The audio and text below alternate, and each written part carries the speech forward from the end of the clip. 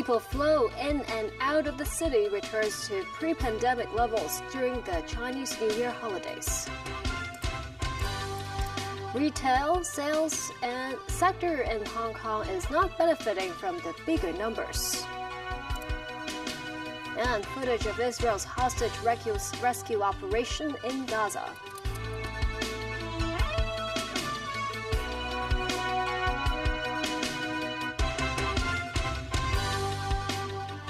Good evening and welcome to TVB News. On this last day of Hong Kong's Lunar New Year break, the Immigration Department expects a surge of arrivals. During the first 4 days of the public holidays, more than 3.4 million travelers entered or departed the SAR, marking a return to pre-pandemic levels.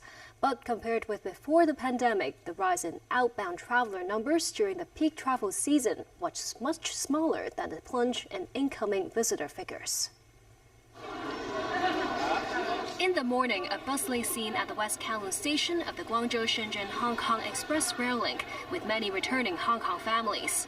This lady said she had much fun visiting the famous 7 limestone peaks in Zhaoqing, Guangdong, and felt recharged before returning to work tomorrow. This man had a trip to Yangshuo and said he enjoyed the picturesque scenery in Guilin, despite the swaths of holidaymakers there. While Hong Kong's Lunar New Year break is coming to an end, mainland workers still have 4 more days of holidays. This mainland tourist took the opportunity to visit Hong Kong and said he hopes to drop by not just Hong Kong Island and Mong Kok, but also special shops in Sham Shui Po. This tourist from Chengdu said she is having a day trip to Hong Kong but will stay in Shenzhen overnight. According to the Immigration Department, some 1.94 million people departed Hong Kong over the past 4 days. 1.48 million travelers entered the SAR. The inbound and outbound numbers peaked on Monday. A marked increase in traveler figures via land routes this year compared with that of 2018. But versus 2019, the 10% rise in inbound traveler numbers contrasts sharply with a drop in incoming visitors, which cascaded 20%. That marks a difference of 200,000 travelers. The Hong Kong-Zhuhai-Macau Bridge has become the most popular cross-border channel besides the 2 control points connected to railway access. Hong Kong and Zhuhai authorities know that there will be an increase of travelers returning to the SAR today and have requested cross-border bus operators to strengthen services. Timothy Lee reports. At the Hong Kong-Zhuhai-Macau Bridge Zhuhai Port, authorities urged residents to avoid returning to the SAR during peak hours and only travel to the city early on the final day of the Lunar New Year holiday. Not too many people were queuing at the border control point in the early evening. Cross-border procedures largely remained smooth, with many completing the process in around 10 minutes. Long lines were also absent for the Hong Kong-Zhuhai-Macau Bridge shuttle bus.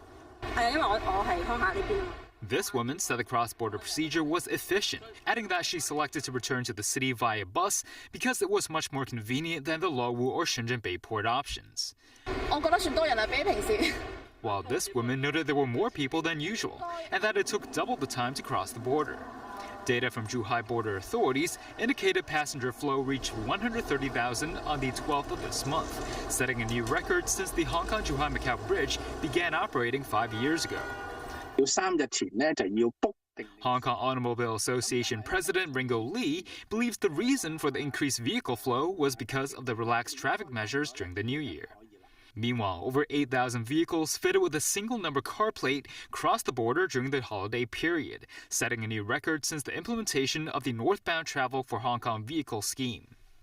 According to numbers provided by the Immigration Department, a total of around 400,000 crossed the border via the Hong Kong-Zhuhai-Macau Bridge between the 10th and 12th of this month.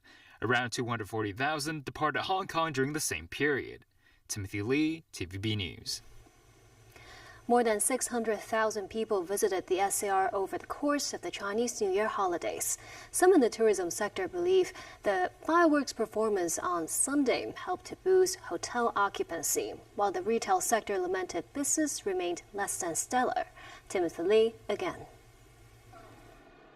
Around 630,000 tourists visited Hong Kong during the Lunar New Year holidays, with mainland visitors comprising close to 90%. Some in the tourism sector estimated around 200 mainland tour groups visited the city in the past few days, which is only around 2/3 of the pre-pandemic figure in the same period. Hong Kong Tourism Association Executive Director Timothy Cui said the fireworks performance on the second day of the Chinese New Year successfully drew in at least 180,000 tourists, which is far more than the figure on the first day of the Chinese New Year. He added there were almost no spare hotel rooms available on Sunday evening, proving that Hong Kong is capable of keeping tourists through organizing large-scale events. Some mainland tourists shared how they intend to spend their money in the city during the holiday. This tourist from Qingdao said he wanted to purchase more luxury goods such as watches, adding that prices are better in the SAR. While this tourist from Hubei noted he only wanted to spend on food and products unique to the city. Meanwhile, the business situation looked rather lackluster for the retail sector, with industry representatives pointing out losses across the board over the past several days. Lawmaker Peter Xu from the wholesale and retail constituency said the situation was less than ideal for shops selling daily necessities. He noted business dropped by nearly 30% compared with that of the same period in 2019. But Xu mentioned shops selling beauty products and jewelry fared better owing to the increased tourism. Regarding concerns about whether shops in the city could extend business hours to encourage tourists to stay longer and spend more, Peter Xu said he looks forward to more imported labor to help the retail sector operate for longer hours. Timothy Lee, TVB News. An 80-year-old man is dead after falling unconscious while hiking around North Point today.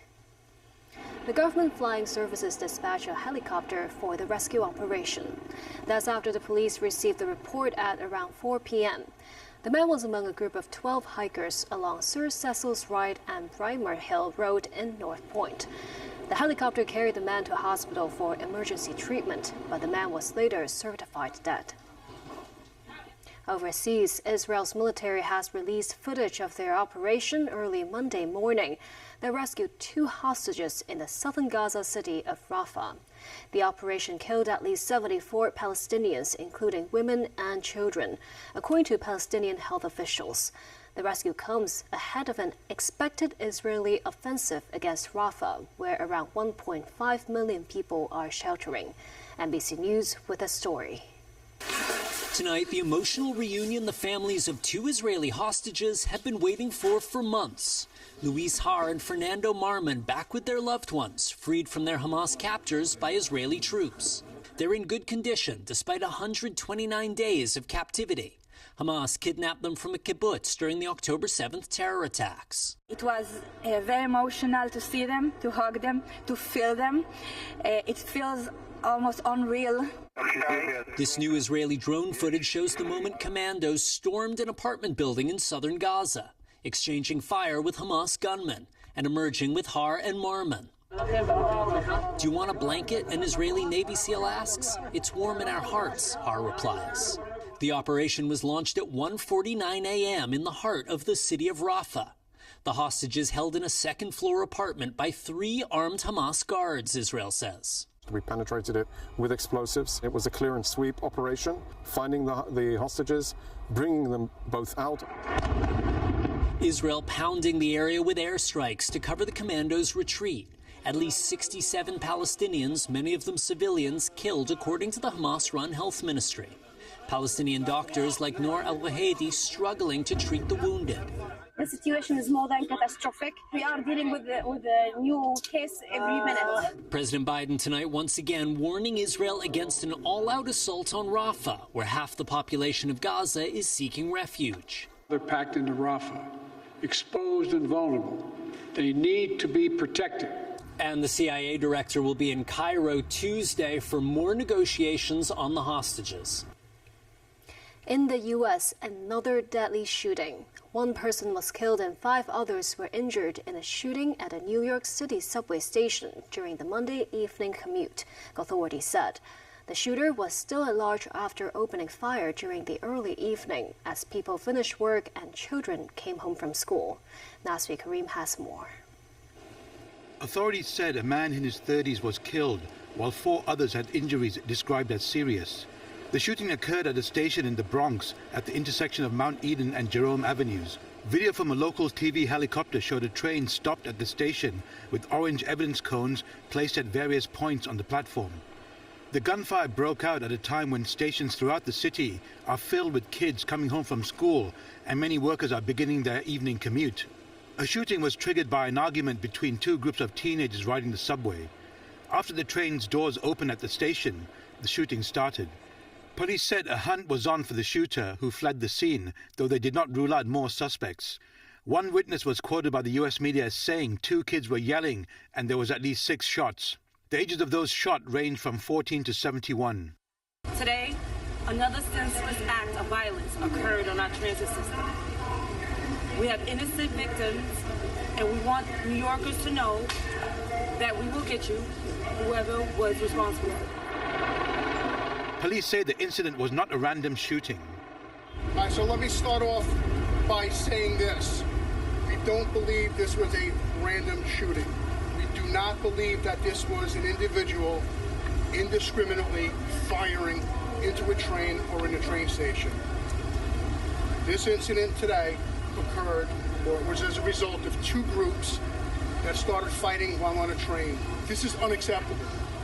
And when detectives make an arrest, and notice I said when, because I'm very confident they will, there must be swift, immediate, strong consequences.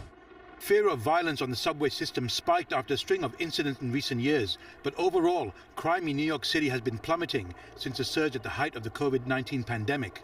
The number of people shot citywide dropped 39% last year compared to 2022. Killings on the subway system also dropped last year from 10 to 5. Nazri Karim, TVB News.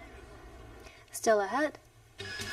Former Thai Prime Minister Thaksin Shinawatra set to be granted parole. Progress in the restoration of Notre Dame. And an LA cheerleading squad's charm offensive in Hong Kong to bring not just good spirits, but also goodwill.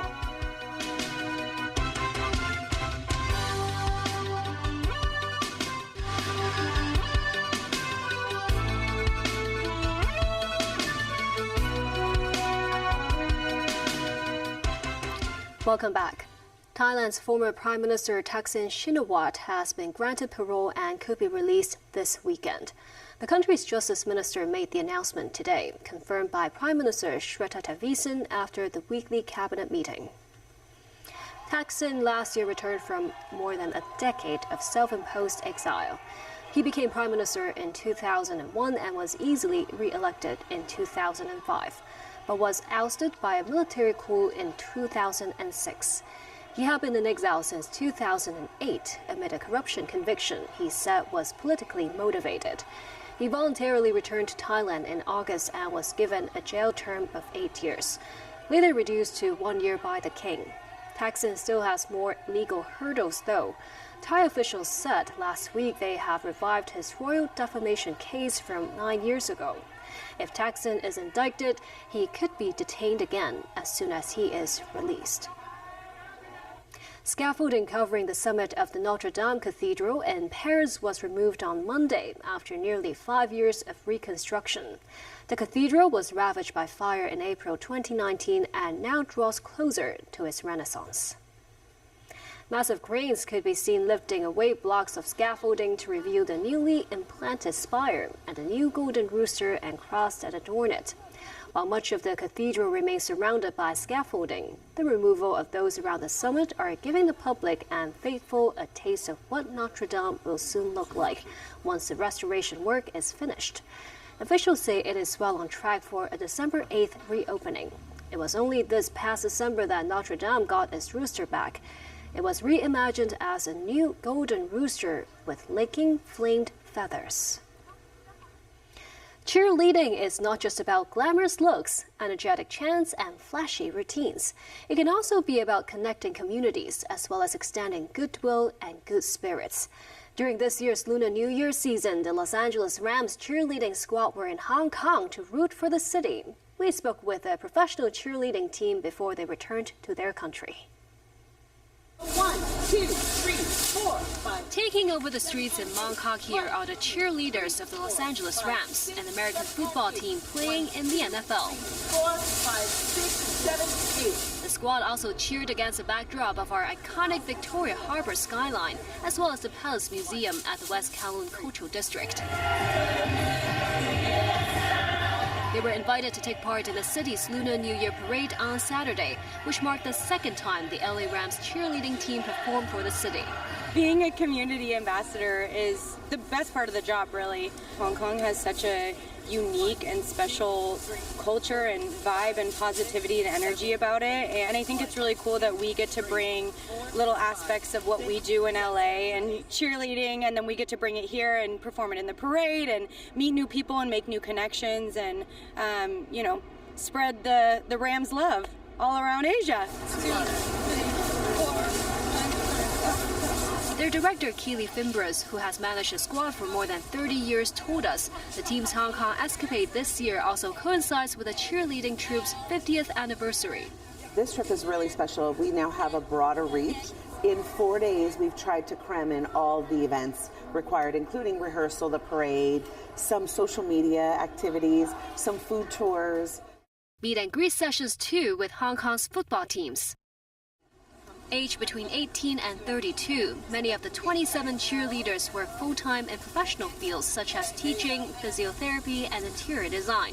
For them to take some time away to see this wonderful city, it's a great opportunity. Another charm offensive they hope to engage this time is to tap and expand its Chinese market. We're here to spread the passion and love for our sport, the NFL football and the Los Angeles Rams, and that critically includes our cheerleaders and their performances. There's a lot of connectivity in LA with China.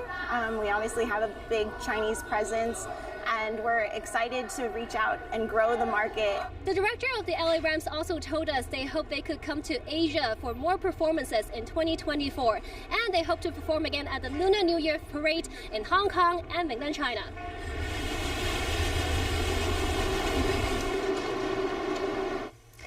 Dragon represents very different cultural meanings in the East and West. A foreign collector changed her perspective by collecting Chinese dragon antiques. The scholar said it is a symbol often misinterpreted by biased politicians, and more explanation would cease misunderstanding. Sakura Ip reports. This emperor's robe was worn by Emperor Qianlong during the Qing dynasty. One of his signature is the five-clawed dragon.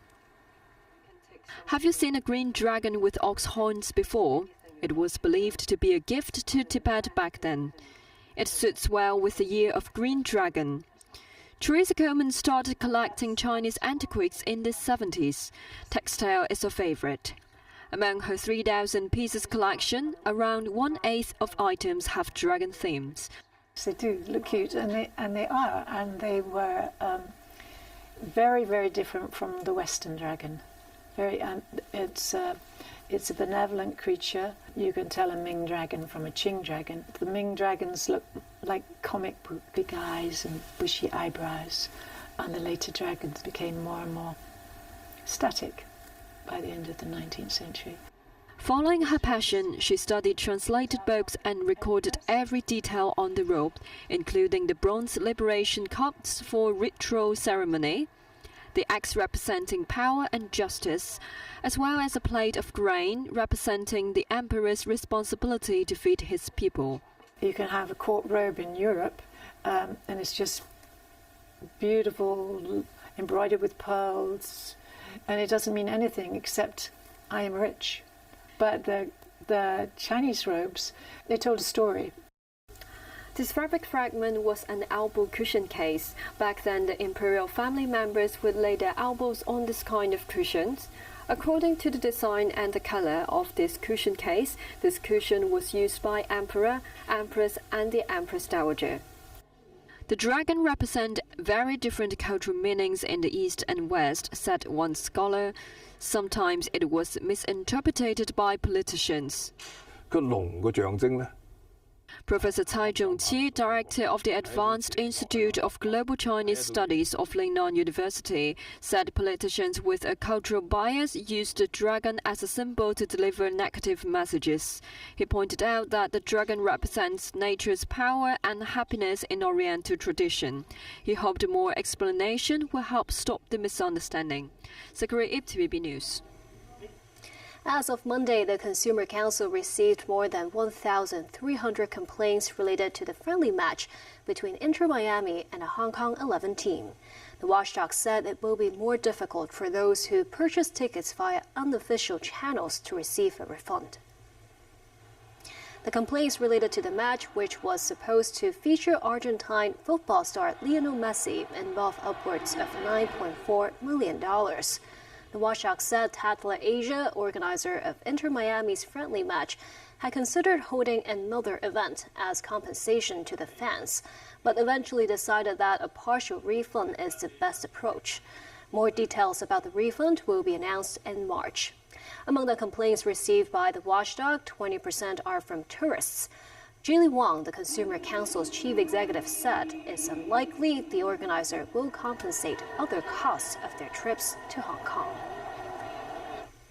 To sports, a day after winning a second straight Super Bowl, Kansas City Chiefs Patrick Mahomes made the traditional journey to Disneyland. Mahomes finished Sunday's Super Bowl with 333 yards passing and 2 TDs as the Chiefs defeated the San Francisco 49ers in overtime. Mahomes is only the 6th quarterback to win 3 Super Bowls and was elected MVP for all 3 and the youngest to do it. Mahomes is also closing on Tom Brady's record of 5 Super Bowl MVPs. The Chiefs are the first repeat Super Bowl champions since Brady and the Patriots in 2003 and 2004. During his visit to Disneyland, Mahomes went on a parade down Main Street. I mean, it really is special, and I enjoyed every single time. And to be back at Disneyland again after being back last year, it's a moment that hopefully I'll keep getting to do over and over again. And that's the news. Thank you for watching.